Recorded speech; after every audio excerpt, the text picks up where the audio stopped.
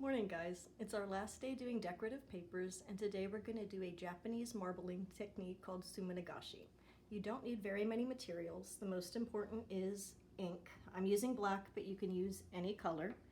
You need paintbrushes with long thin bristles, and you're going to need a resist. So for a resist, you can just take some water and put in a drop of dish soap and mix it up and then let it settle down a bit. And you're going to see what that does in just a minute. So I poured my ink into a little cup because I don't want to get my bottle of ink soapy. And then you're going to need a small container and fill it with just a little bit of water. The important part is to let the water sit until it's totally still. You don't want the water to be moving at all when you start, and I'm going to show you why. So you're going to have a paintbrush in each hand, and you're just going to touch the surface of the water with the paintbrush.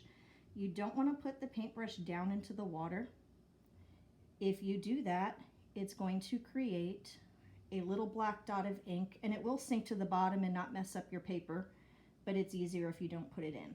So you're going to alternate between your resist and your ink, and the dish soap is what is creating that little circle of white.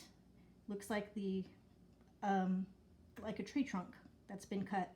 You'll see there that I went too far down into the water and the ink sank to the bottom, and that's perfectly okay. And you just keep going. If you need more of ink or more of your resist, you just add it to your paintbrush. And you can just keep going until you have filled your whole container if you want to. That's as far as I'm going to go because I'm going to show you the next step. You take your piece of paper, make sure that it fits inside your dish, and just let it sit for a minute. You can see the water soaking through. You don't have to wait until the water is totally soaked through the paper. That would make it too hard to pick it up. And you just pick it up and you see the beautiful pattern on it. And if you look down into my dish, you can still see where that one big drop of ink sank to the bottom, and it's just sitting there. So I have some examples of some other Suminagashi work that I did earlier today. You just set your paper aside and let it dry. And this is my favorite, there are some really incredible designs that you can come up with. You can do a double design over here.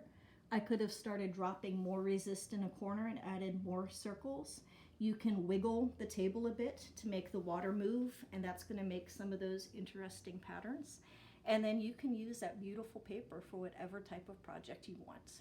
I had a ton of fun this week, and I hope you did too. I'll see you next week.